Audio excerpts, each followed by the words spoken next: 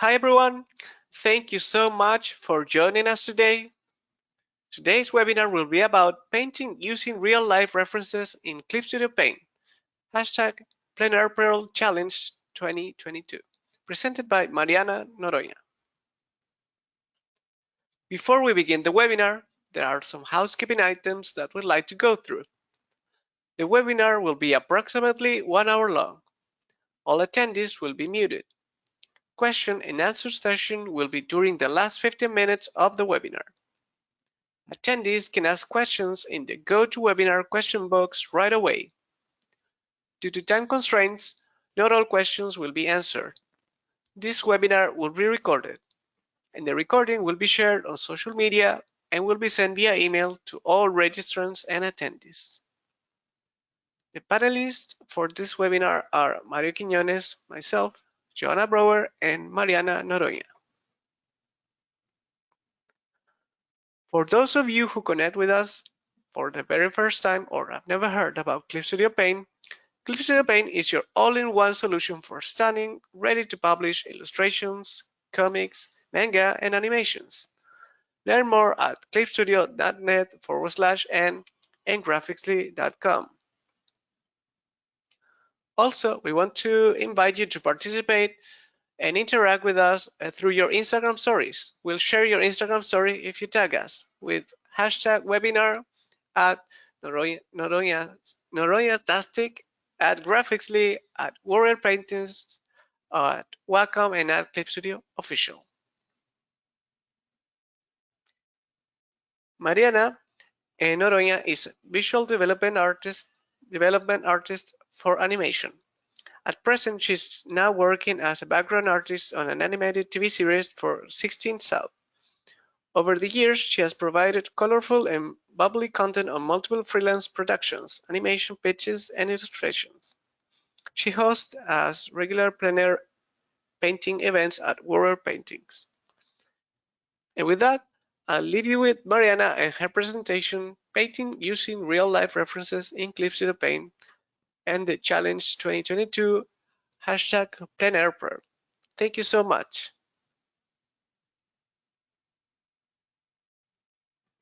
Thank you very much. Awesome.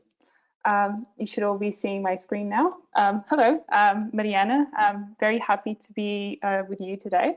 Like Mario said, I'm a visual development artist. I'm Portuguese, but I work in the UK. I'm currently working as a background artist, and I've done work for different projects, from animation pitches to onto like illustration and all different kinds of stuff.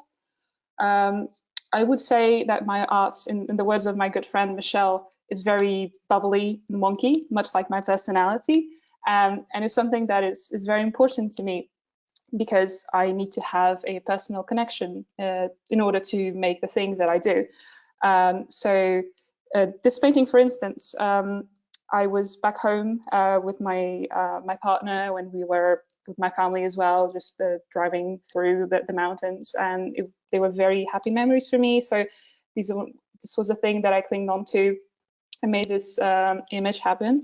And likewise, I'm also very interested in listening to my friends' stories. So I'm always happy whenever they go on holiday, that they tell me their adventures and they show me their pictures, because I get much more of a connection to these little moments.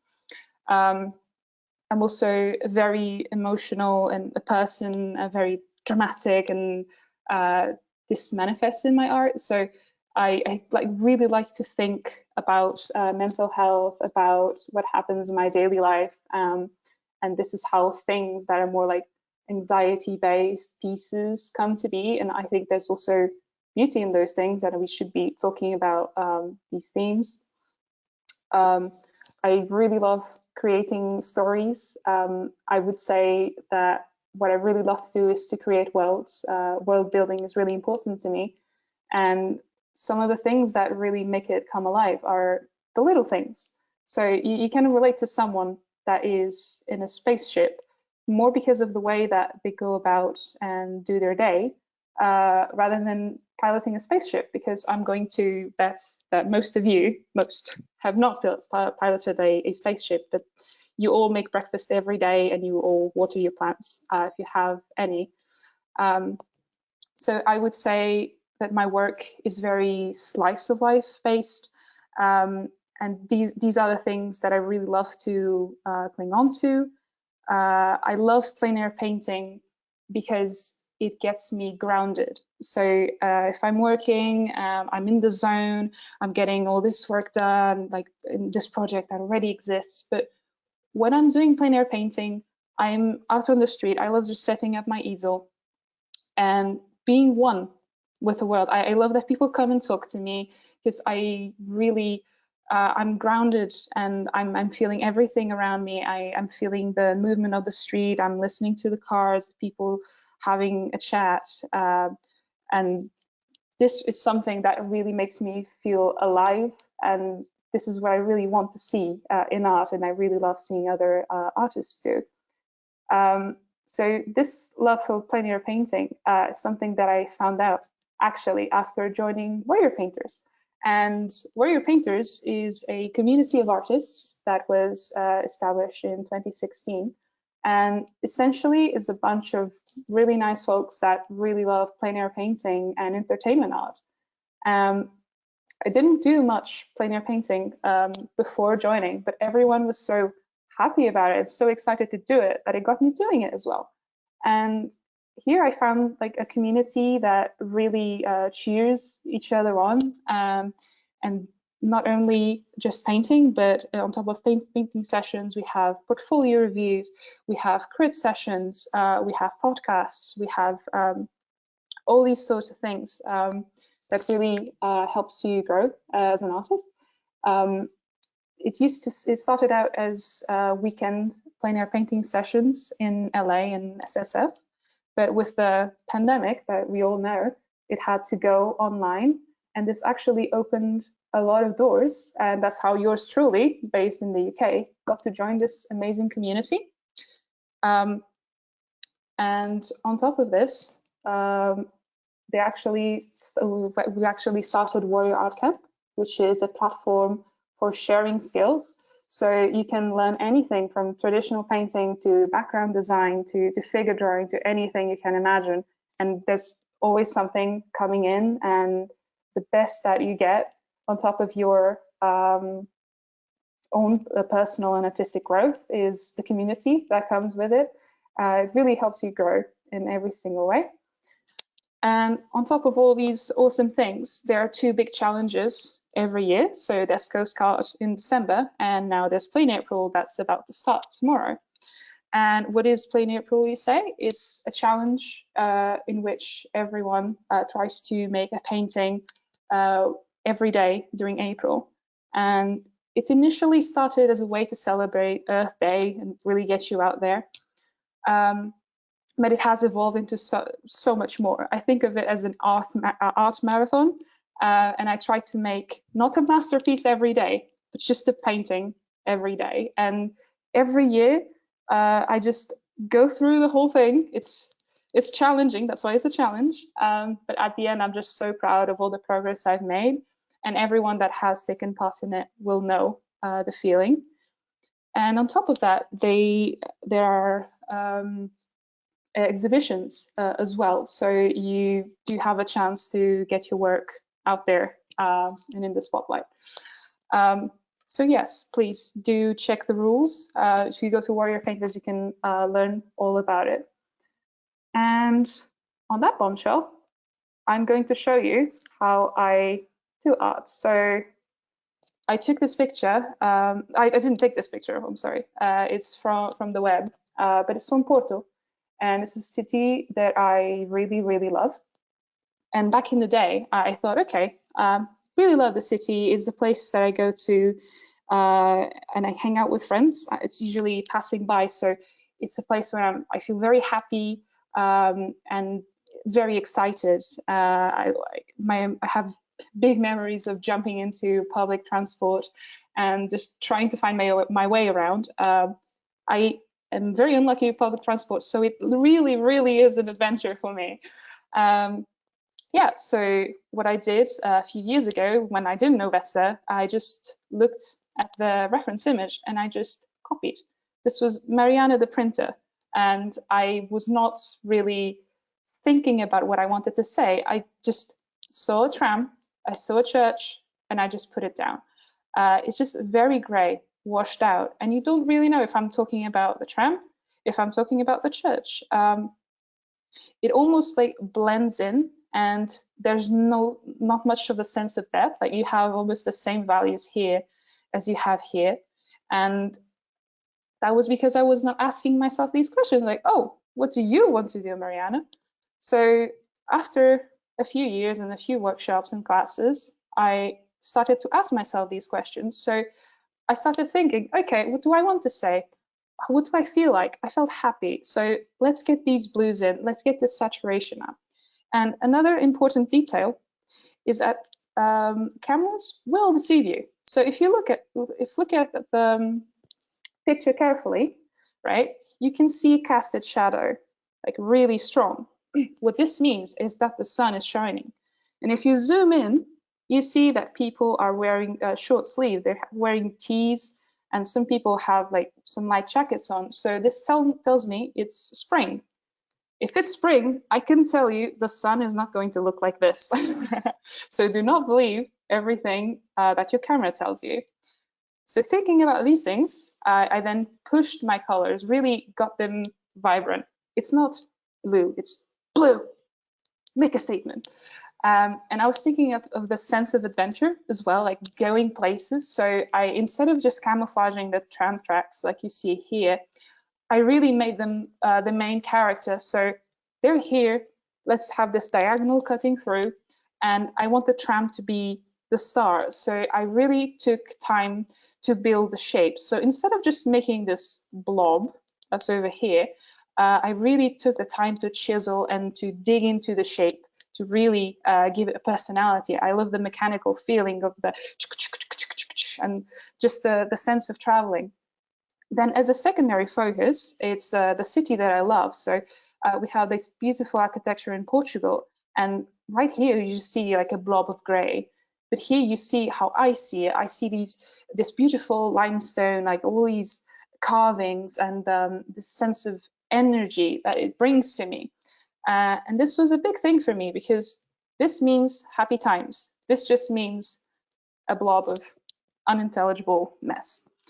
So essentially, is that like if you are painting from life or from a picture, first take like 2 minutes, sit down and ask yourself what am I looking at, and from there, then you can organize your painting. And I will show how I did it on another one. So this painting was inspired by my friend Ollie's holiday. He had gone to Italy and was sharing his beautiful pictures, and I just fell in love with it. So me being Mediterranean, I'm used to these little moments throughout the day. We have coffee a lot. If you've been to Italy or Portugal, you will see a coffee shop in every corner, and you bump into a friend, you'll have a cafe. Like, qu'est-ce cafe? Like, yeah, you're gonna go and have a cafe. And what I was thinking about when I was doing this painting were the little moments that take us away from our busy lives. I just love the way that these people here just stop in the middle of the road and have a chat. It seems like it was sunny back then. It was a sunny, it was like a late summer photograph, and I just really wanted to get that heat, like the hottest moment of the day, like that sizzling heat feeling, where everyone is just trying to stay in the shade, and you can hear the birds going zzz, like that little buzz that you hear in Ghibli films. So in order to do that, first of all, I really got the sky on like a higher value to really get the contrast. So I exposed for shadow because everything important is happening in the foreground. Another thing that I did when I was painting this back building, I made it smaller. I used a wider lens for this. This means that the background, the foreground is bigger in frame and everything else is more deformed. This was because I wanted attention to go here and not here. I also made the ceiling height shorter, so this you will have to jump to touch the ceiling, and on this one you probably can just stretch out and touch it. This is because this is a focus and this is just for context. Also an important thing is that you don't need to paint everything you see. I just wanted to give the feeling of, oh, there's windows. So I didn't go and do 1, 2, 3, 4, 5, and so on. I just put a sludge there, boom, you know that there are windows there. Sorry. Then that's it for the setting. When it comes to this part, I wanted this playfulness and this happiness of this little moment that we take. So I went on the architecture. I took a really good look at it and really loved these elements. So when I jumped onto this one, I really extruded them out, make them chunky. So you have a little bit of extrusion, make it bigger. And I did this for all of these. This part of the banister is quite complex. So what I did, I just made it simpler, just a little lozenge, and really made it chunky. And the idea comes across just as well. Then to add to the playfulness, I made a tree just with pizza shapes, like a pizza slice tree. I'm quite proud of that. Yeah, so this is all about this little moment, this little conversation. So I gave the car a pop of color. So you had this really intense red that's balanced out with this turquoise. And then you just have this moment that these two characters are sharing. I'd like to include characters, even though I'm not a character designer, because everything is made to the scale of the character. Yeah, and we're all people, and stories are usually about people or animals or something that we can relate to.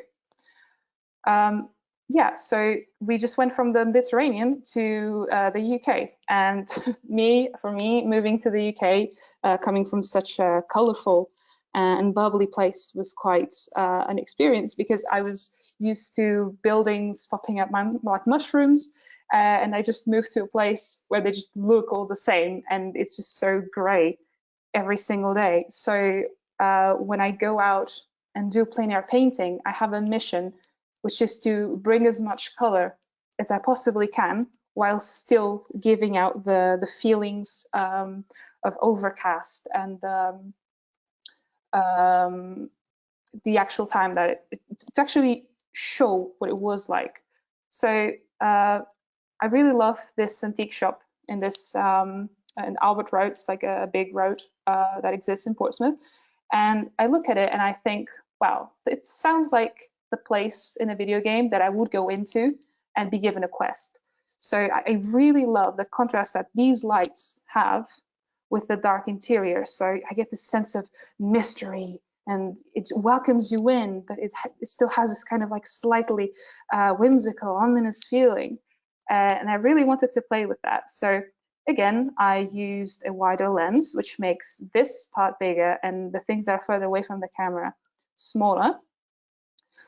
Went from there, then did a similar thing that I did before. I really looked at the details of the architecture, like these little extrusions that you have on where the roof meets the facade, and really played with those, simplified them and extruded them out.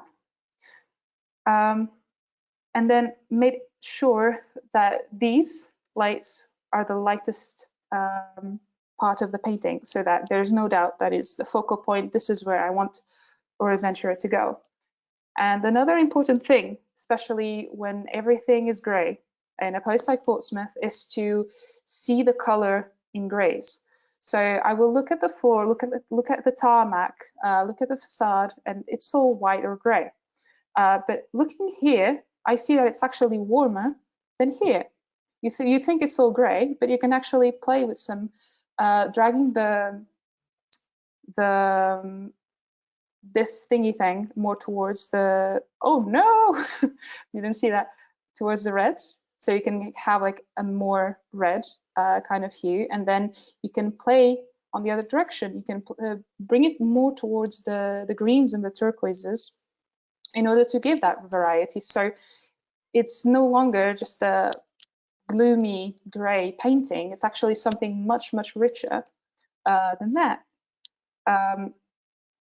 And this one was actually also in Portsmouth, and it was done during plain April, and during the most difficult week of plain April for me, which is week 3, where I'm just, help me, I need to get through. So I just played it easy. Like I say that storytelling is very important, and it is, but it doesn't mean that you need to have a quest in every single painting. Sometimes your story may just be, this is a really nice building, and this is why I like it. So this one was just about the building and how much I like it. I really love this wood beam Victorian architecture, so I made it the focus of the painting. Then I really wanted these other parts to be like an accent, and instead of just making it red, I made it red and really saturated it and played with temperature as well, just so that it emphasizes the middle section. And even within the middle section, I did the same thing again. So I like to play it to give pops of more turquoise or more blue and make it richer in that way. So it really doesn't need to be complicated. Okay, so you want something that looks detailed and looks resolved. You don't want something that looks complex and full of detail just for the sake of it. And this is something that took me a really, really long time to come to terms with. With time, you will find out the right balance of these things. And yeah, so now I'll just do a very quick doodle and show you how I use Clip. If you know me, then I will have recommended Clip to you, because that's the thing I do. Just, Clip is so cool for painting. I actually didn't know that I could do decent drawings until I tried Clip digitally, because it always looked wonky. So how I would start, I would go on the pencil too. I really, really love the rough pencil brush, and I would sketch it out. So I'm gonna do a cube. It's really nice. And keep it really loose. If I just go on and paint something, it's going to not be as bold as if I had sketched it first, but that is me. That doesn't apply to everyone. So this is my sketch, masterpiece, I know. If I were to ink it, I would just dial the opacity down, add another layer, and what I would do, I would bring the texture down, and I would bring the stabilization up. It was already up a little bit, because I am very shaky, and this way I would go in and really make really nice and tight line art. But it is not what I'm doing today, because I really love painting lineless. So now I'm on the brush tool, and I really love gouache. So I'm just going to go in and put down a little cube. So just very quickly that. So that's the front face. Then I do the same for the side, and then again for the top. So what I put down right now is what you call the local color. So if you find yourself going to IKEA and looking at this amazing, the display rooms, and you think, wow, my room would look really cool in green. So you buy yourself a green paint, and then you paint your living room.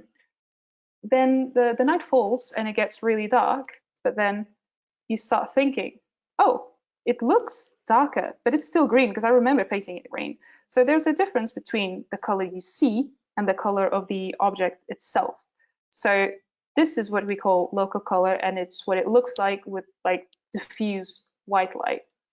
So I'm going to put down a place, just a little table, because light will be changing according to the place where things are at and according to the weather conditions and everything. So it's just easier. Right. So what I would do now, the way I do things, I will do just a soft diffuse. So the top usually is the lightest one. So I would go in and I would clip a mask onto it. So just do a new layer, click on there, and then the transparency is locked. And I would touch it, just a color pick. I'm just pressing down Alt and bring it down and make it a little bit cooler. So a bit towards the green, a bit towards the blue, and then bam, bam, bam. So how do I know if it's the right value? I go and add a correction layer and then bring down the saturation so that I can see exactly the value. So this is more or less what I want. And I'm going to go and do the other one. So when it comes to the sides, it doesn't really matter like which one you choose to make darker, as long as you keep it consistent. So this one is the darkest one. So now I'm going to do one that is slightly lighter and then paint it in as well.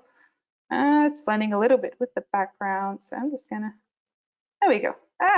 Looks weird. Yeah, I really like to work from different, not white, because I'm very sensitive to light, and if you're working digitally, you should also be very careful with that. Yeah, so I would take out my guide.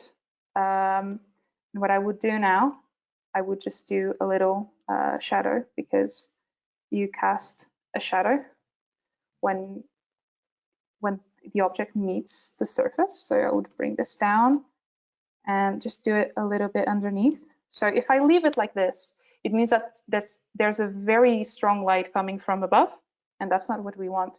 So there's this really cool thing called color mixing, and I like to just paint it over, because you get a little bit of diffuse, but it doesn't go all the way like an airbrush. I really love the textured feel of things. So just make it a little bit softer. So yeah, now you feel that's more diffuse.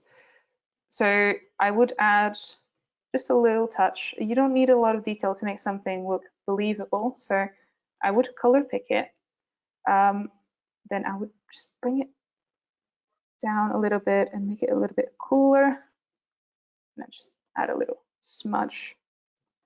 And this is how I start adding texture. So usually the way I see texture, it is the way that the light hits the surface. So you just think about the things that are happening, and then where there are areas of higher contrast, that's your opportunity to give hints of texture as well. Cool. Yeah, so this is more or less the chunky way in which I paint and I show texture as well. So now I'm going to add a direct source of light. So let's just say that I open the window somewhere over here. I'm gonna change back to pencil, and it is hitting it. Oh no, it's saving. My computer is betraying me. Fantastic. Yeah, so the way I work, I always need to think about things in space. So if you have lighting, it has to come from somewhere. It doesn't just pop. So we have light source coming more or less from this direction, so from there, right? So I think about the window. So let's imagine it's the sunset, and it's coming through your window. It's really projecting this really beautiful light inside. So I see the edge of the window about there and about there. And then, always important, in the words of Angela's song, always draw through your objects, because you should. And then you can map out where the light is going to go. So it kind of comes from here, and then it projects. And I will know that the light, it's coming from this angle, so it bounces here, and then follows more or less the same angle. And this is where the shadow is going to end. So there, then you have light again. And I'm just going to extend the table so that's a bit easier to see. There you go.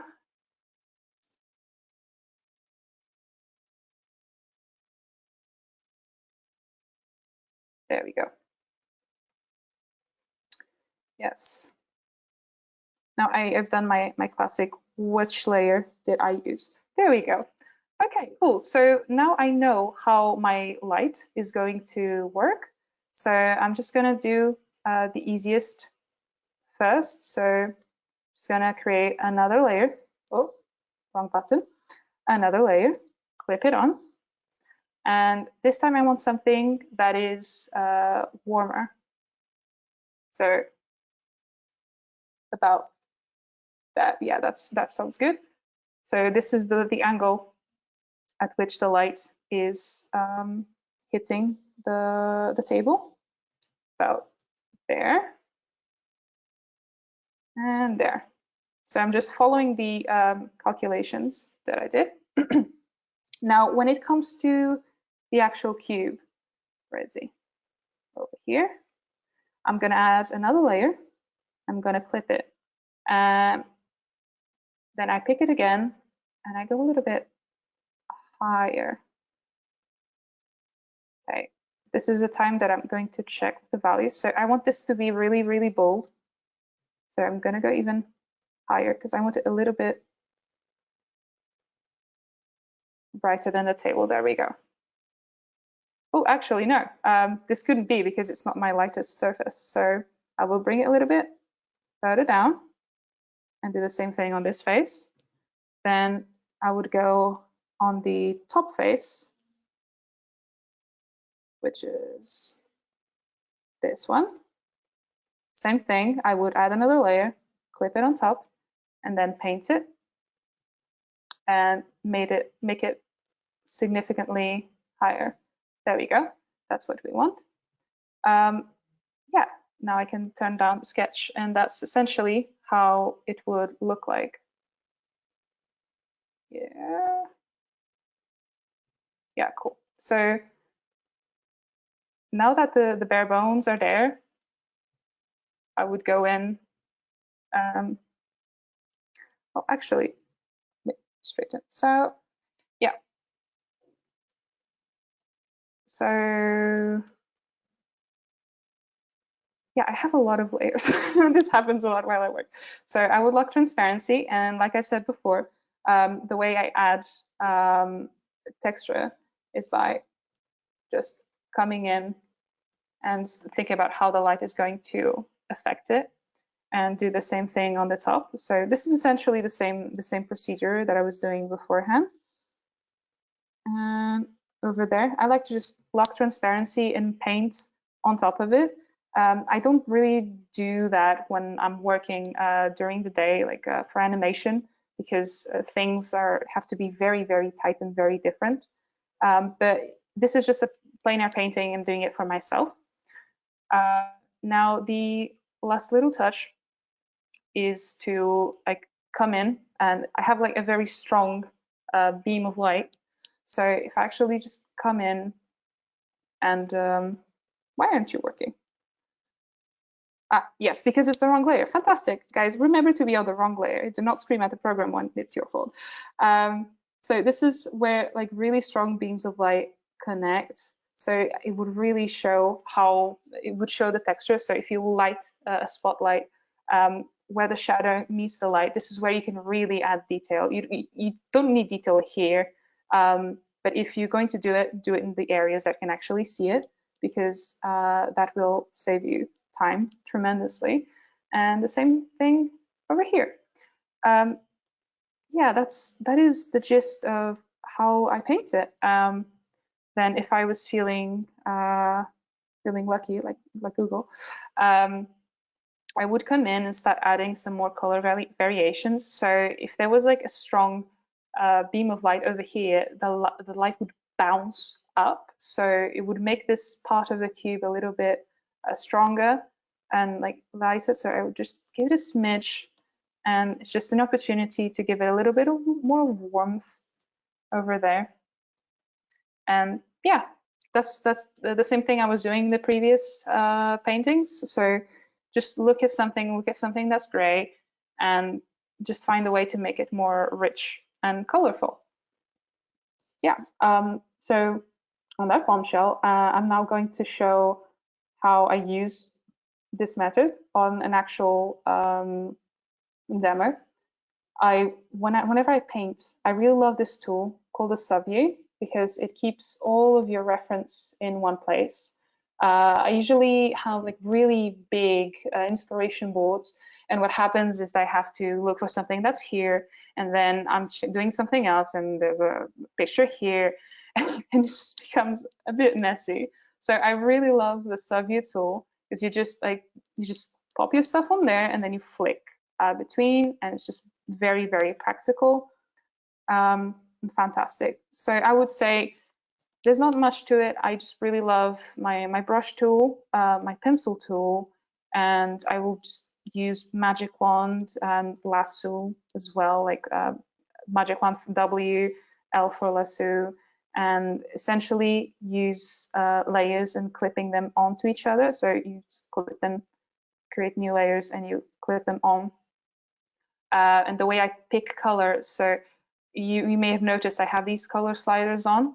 It's because whenever I'm painting, I'm thinking about it as if I were actually using traditional. So I will look at this and think, ooh, it's too warm. I need to add a turquoise. And the way I do it digitally, I just get a color slider and think, okay, let's pop it off to turquoise, more there. And what this does, rather than just using correction layers like multiply and overlay to just make my whole painting, this makes it much more richer and much more wonky. I do use blending modes, but mostly for corrections and adjustments to, just if things are not right, I may use like, for instance, if everything is green, like a multiply green at the low opacity just to keep things a bit more cohesive, but it's not per se what I use to paint. I like to paint with like raw pixels. So this is how Clip makes all my dreams come true. And I'm now going to show how I work. So this is, again, a photo in Portsmouth.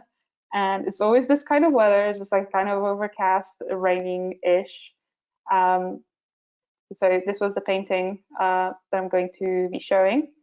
And yeah, so I really liked this painting, particularly painting this photo, because there was a sense of like something going on. And by the way, as soon as I started, I wasn't sure where I was going with it. Like I felt like there was someone who was just asking to be over here. So you have this sense of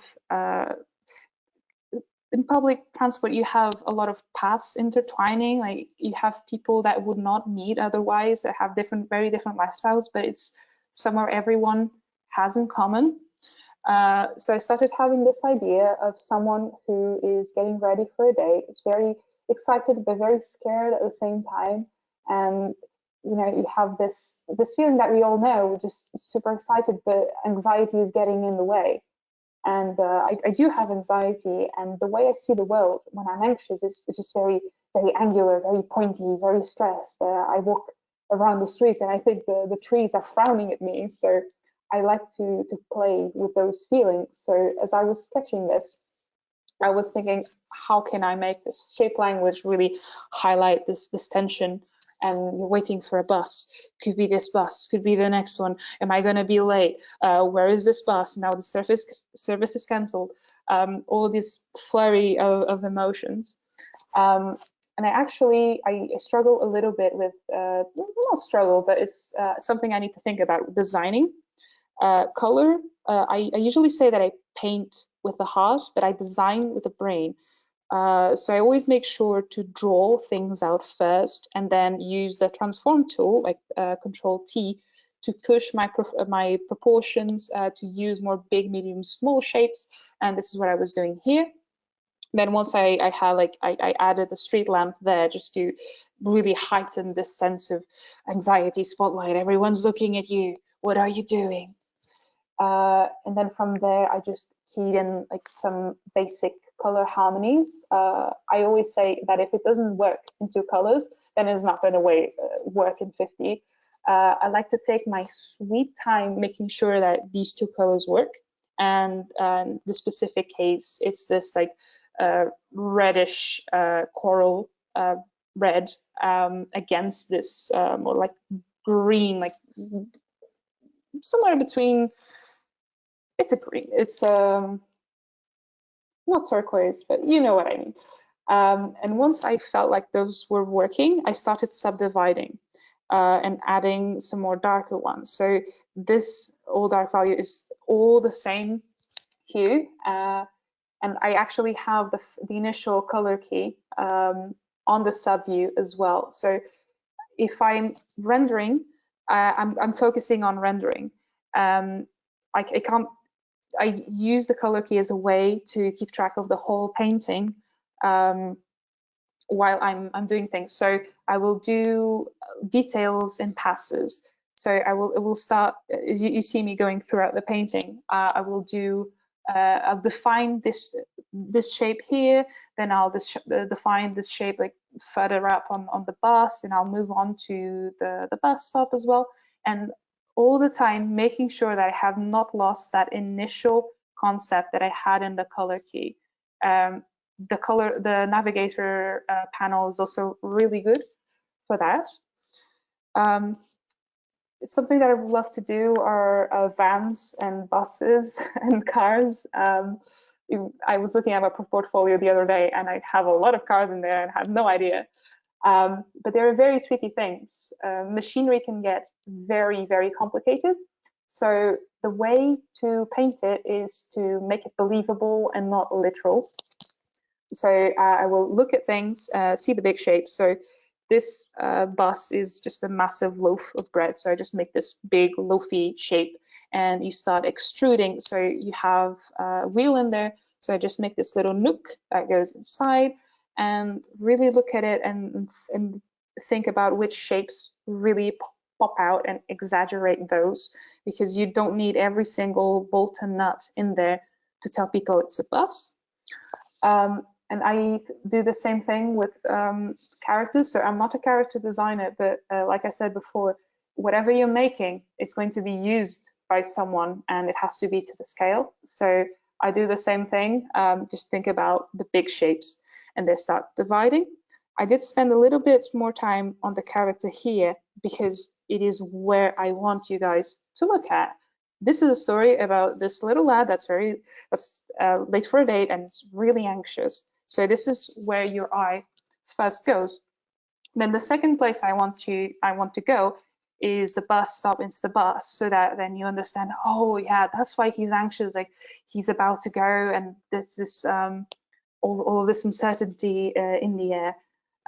So I was doing the bus stop, and this one in particular, I kept feeling very tempted to do all of those details that you see on there. So I kept having to ask myself, what do I need? What will I see?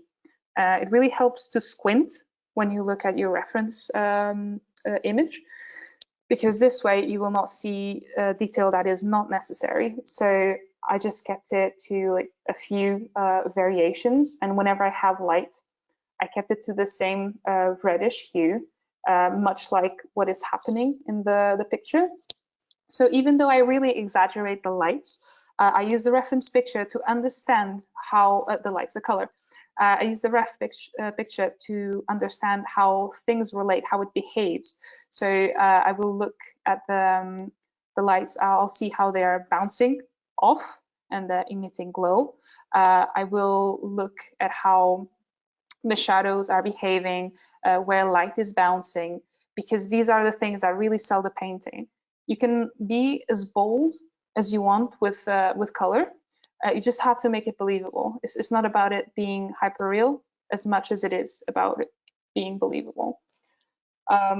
So yes, went back in the bus because I had a pass of details, but it was not matched by the other elements. So I went on the other elements, and now I went back just so I don't lose track of the whole painting.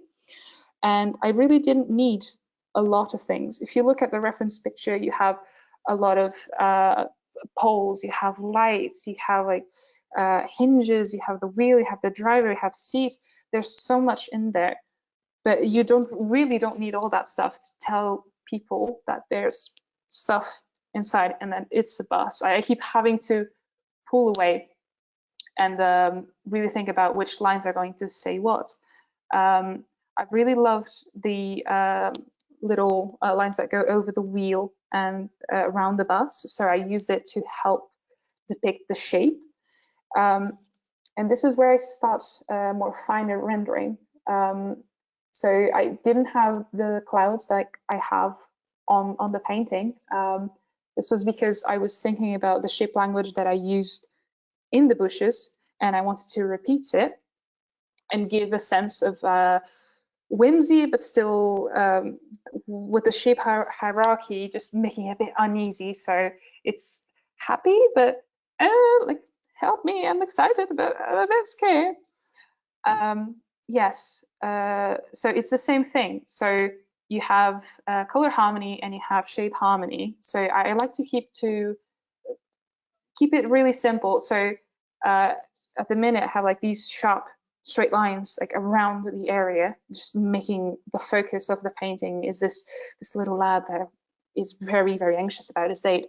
And then around it have something that's softer, that's more bubbly and more gentle. This is because I want you to look at the painting in the foreground as well. Yes, so it is also important to know where to stop.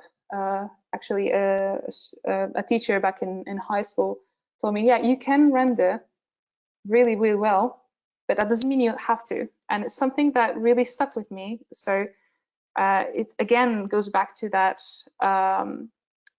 knowing what you're saying. And you don't need a whole hyper realistic painting to just say what you want to say. And then at the minute I'm doing the lights, so I like to block things in first and then start thinking more about the materials, because like I said before, texture shows depending on how the light hits the material. So if it's metal, if it's glass, it's going to have a reflection. If it's more polished, it's going to be crisper. If it's more rugged, it's going to be more diffused as well. Yeah, so that's essentially how I go about doing a painting. This one was a bit more stylized, but you don't have to do it stylized. You just have to go and ask yourself, what do you want to do and what you want people to look at? So that is it for me. That's how I use Clip Studio Paint to bring these illustrations to life. I'm going to hand it over to Mario or Joanna now for some Q&A, but thank you guys very much. I hope you enjoyed it. Yes, thank you so much for all your explanation. I think this was such a nice overview of everything you do in these kinds of paintings. It's just, I think everyone really learned a lot already.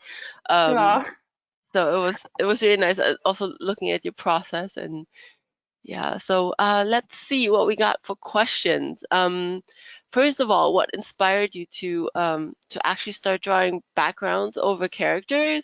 Like, a lot of people like to draw characters more over backgrounds because backgrounds can be really intimidating. Uh-huh. How was that for you? Well, that is a good question. It took me quite a while, actually. So when I finished school, I didn't really know what I wanted to do. And a lot of people did know.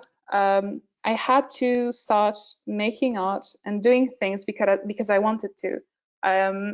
This is what I say to everyone. It took me a while to find myself and find myself as an artist. So I just had to pick up a brush and try things. I did try animation and I tried it quite a bit, and I was good. I was not great, and I could do things that looked good, but it did not give me a sense of satisfaction and happiness. I kept on thinking, I want to be drawing the design. I want to be drawing like the way things look. And then it made me realize, oh, actually, I'm more into the visual side of things. So I put animation aside after giving it a shot. It's really important to give things a shot, and really started pushing through. And every time I started doodling, I felt very drawn towards landscapes, towards buildings. I've always been a bit architecture nerd, and I really love doing those things. And just the way I look at things, I think about structure, I think about perspective. And my partner, who is a character designer, she looks at things and thinks, oh, gesture, movement. we are looking for different things. And yeah, so essentially how I found out I wanted to be a background artist, I had to start doing things and looking for the things that made me the happiest. And then I realized it was background art, but it does take its time. For some people more, for some people less. But yeah, that's essentially how it goes. I think people are really interested in how long that roughly is, like how many years, if you want to disclose that. Yeah, so I finished uni, and it took me about a year after I finished it to realize this is what I really wanted to do. Yeah, in hindsight, it made a lot of sense because I've always been I wanted to be an architect when I was a kid, and I've always loved architecture. I really loved color. Whenever I paint, I like you guys see, I just put every single color on the canvas. Yeah. So it's a bit tricky. So from the moment that I knew I wanted to go into animation, so 2013. Okay, since I started uni until I realized what I really, really, really wanted to do was 4 years. Yeah, but again, there's really, really no rush. I had friends that I started uni with, and they were like, I want to do this thing, and now they're doing the thing, and they're great at it. But that's the thing. Like, everyone is different, and it's important to, like, my girlfriend keeps on telling me this every single time. Do not compare yourself to other people. Compare yourself to yourself from the past. And that is the most true thing ever, because everyone is different, and it's because you're different that you actually matter in this industry, because everyone can learn to draw, but no one can have the same view of the world. So yeah, take your time. It took me about 4 years, I would say. Yeah. There are probably some people who think that's really fast, but I mean, as you said, everyone's different. Everyone has their own pace. So exactly. That is definitely a thing. I think a lot of people are afraid of that, it actually takes a lot of work. It does. You talked about the stylization at the end, or in general, and there's a really good question. It's like, do you have an exercise to mentally prevent you from overworking a piece, or just looking at the bigger picture of how shapes work? Yeah, that is a big one, and it's something that I keep in mind, because it's something that this year, it was my New Year's resolution. I need to get better at design and at simplification. So it's the same thing that I was saying on this one. I would squint at it, and actually, the way I do things, I imagine that I'm describing the painting to someone. So I would look at it and say, "Oh, it looks like a loaf of bread." So I would go and draw a loaf of bread. And then, do I really need all of these like little details? Do I need to know that there's this thingy inside and goes inside again, and there's another beam? Like, no, you can just have like a little streak, and people will know it's a window. So yes, it takes a while, but just think about the big shapes and look to repeat it. So there's the 70-30 rule in shape design. So you're going to have like shape language, for instance, like all rectangles for 70% of the painting, and then you have an accent of circles, for instance.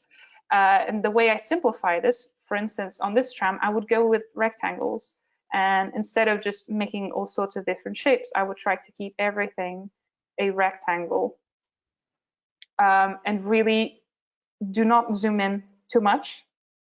Keep on zooming back out, and then asking yourself, your painting will be looked at from this certain distance. If you can't see it from this distance, then you don't need it. Even though I can still see like these like little details, I don't need them. If this were not there, I would still know it was a tram. So it's a good thing to do studies and just try to use as little shapes as possible, and really try, like, each time use less shapes until you can get to that point and say, oh yeah, I can't take any more shapes out because or else it will not be recognizable. So this way, just really strip it down, simplify. It looks intricate, it looks interesting, but it does not need to look complicated and messy. So yeah, I would do that. Strip it away. Okay. Yeah, I think that's really interesting. It's always like a really hard thing to not focus on all the details, especially if you have like something like this church in the background and you're like, Yeah, there is so much nice architecture in there. I want to bring it in everywhere, and then you just get lost in detail. exactly. There, when you look at your final piece on this one, especially, you have like a lot of straight lines. But you don't seem to use like any rulers or so. Is it No. just the colors that you go with in terms of drawing lines? So people that know me, I can't do a straight line to save my life. Like I can't. Everything ends up round. So this crisp feel, if you actually zoom in, it's not straight. Yeah. So I will go in and try to do them fast, and sometimes I will go and get the lasso tool if it absolutely needs it, and get it down, and then like hide it if I really need it to be crisp. But I use the lasso tool more as an auxiliary one, so I will try to get a bit more of texture. So yeah, it's nice and textured. And for instance, do this, right? And then you have the feeling of a straight line, but it's not completely straight. And this is what we're going for, because nothing in the world is a complete straight line. Everything is built, it has little dents. It would actually look more realistic if you have the corrosion of the metal and the ins and outs of the material itself. So yeah, and a lot of it looks straight, but it's not straight. Like, look at that, it's wonky. Wonk, wonk, wonk. But it just feels straight. You don't need things to be literally straight. It would look straighter if it's wonky than if you drew it straight. And I know it sounds confusing, but it is true. I think people are still like a little bit unsure on how you choose the colors, because especially with the comparison. Cool. I'm glad you asked that, because that's the most fun that I have. So if I were describing this painting, I would say I have an orange tram and I have a blue sky. So the way I do it, I go and make it blue. It's just as simple as that. When I was making this painting, actually, let me just hide this one. I had probably just this. Let me turn the color mixing on off. Just the sky, and then just actually a bit more like this. Just that. So it's just going back to that simplification we had before, is to try and tell the image in the least information as possible. So I'm describing this to my friend, and I say, hey, the sky is really blue, and there is an orange tram in there. So, okay, I'm going to really push it. I will be honest, it takes me some experimentation, which I really like. So I would say it's the time that I spend the most in the painting, because if this doesn't work, nothing's going to work, right? So I have these, have my orange tram, then depending on this main color, I will start dividing it. I will want, for instance, this little strip. So I know it's a higher value, so I'm going to bring it up a little bit and get a little bit more towards yellow, right? But it's still within that color family, so it's not disrupting the harmony. And now, likewise for the church, come in and then bring it up a little bit, because it's higher value, meaning that the church is lighter than the sky. I'm just getting it up just to show what I mean. Oh no, it made a layer. Oh no. Yeah, let me just get it back up. Yeah, cool. So you can see overall that it's lighter than the sky. So I will come in, and I do not want this to clash with the sky. I want them to exist in peace. So I bring it up like good siblings, and then put it down, right? And it's actually a shade of blue, but it's going to read as white. And this is what I mean when I say like the color harmony. The big boss is the blue, and then you start dividing it. And if I come in and I shift things more towards the red, it's going to give me more like reddish hues without coming in, grabbing the red brush and going there, because this just destroys the harmony. If you wanted something to look red, I would go from the initial harmony I had and just shift it a little bit more, and then boom, that reads as red. But if you color pick it, it's like still orangey. So yeah, in a nutshell, I would think about, I'm telling my friend, this is blue, this is orange, and then I use that information to get my main harmonies down, and then I just start divining it. So from this orange, I shift it a little bit more towards the yellow, and then I make this one a little bit cooler, but it's all within the same range. It's just not breaking the harmony, making them get along. These two clash, but these two don't clash with each other, if that makes sense. Yeah, absolutely. And I see the loaf of bread now you were talking about before. Okay, I'm really sorry we're already getting to the end here, so I just wanted to ask if you have like one last advice for people who are just starting out and would like to get into this kind of painting. Any tips you have for beginners? So the biggest tip I would say is to not compare yourself, is to do things because you like them. Look up like artists that you admire. Look at how they do things. Look to do workshops and courses in things that you like. If I could go back in time and tell me not to do something, I would tell myself to not do something just because other people have it in their portfolio, because ultimately you will be hired and you will succeed for the art that only you can do. So do not compare yourself, learn from other people, but then look at the world, take your own photos, get your painting supplies, sit down outside and look and ask yourself, how do I see this?